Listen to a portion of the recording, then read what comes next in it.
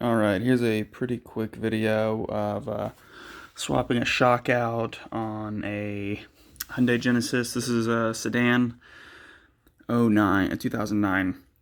So the original shock snapped in half and obviously need to replace it. So this is an OEM shock and it was really easy to do. Everything lined up really well.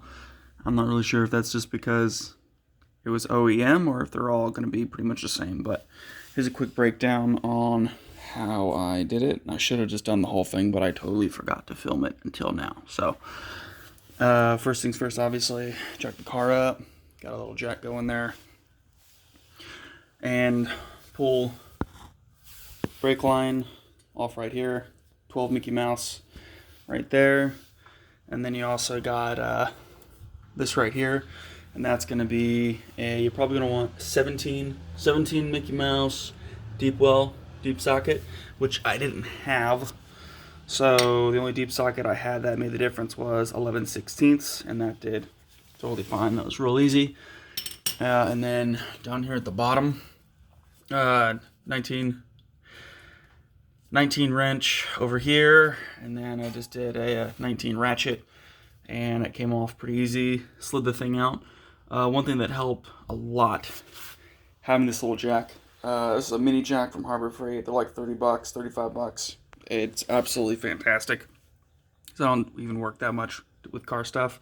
And that way I could lift this up so that it lined up perfectly with this. So this came in and out really easy. Up here at the top, these two bad boys. Same thing, 19 millimeter. And you just drop them out, pull the pins, and hit it with a hammer until it pops up. And then in here, what you do is 1, 2, 3, 4, and those are a 14 Mickey Mouse. They come out pretty easy. It's really easy if you have a nice long extension, because then you can get right to where you need every single one of them. And that comes out. And the great thing about doing it this way is you don't have to worry about your spring exploding on you at all, because everything's rock solid. Then you take this whole thing out. All you have to do is take this, push it back, push the strut back maybe 2 inches back, and this whole thing comes forward really easily and nicely out of the car. And then you can go out somewhere else where you feel a little bit safer, and you can use the shock compressing tool, which is just a loaner from Advanced Auto, which did a really good job.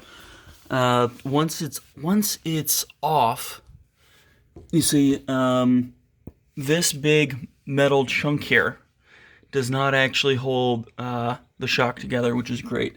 You can actually remove it because see the nut there? There's 3 different nuts up here, and they come off real easy. But the great part is, I'm pretty sure that there are 12 Mickey Mouse as well. They're not what holds the shock. What holds the shock is under that little black cover right there. And that right there, you're also going to want a deep well socket. Cannot remember what size it was. Probably 19. And that comes off after you have this whole thing compressed outside the car. And this works really great.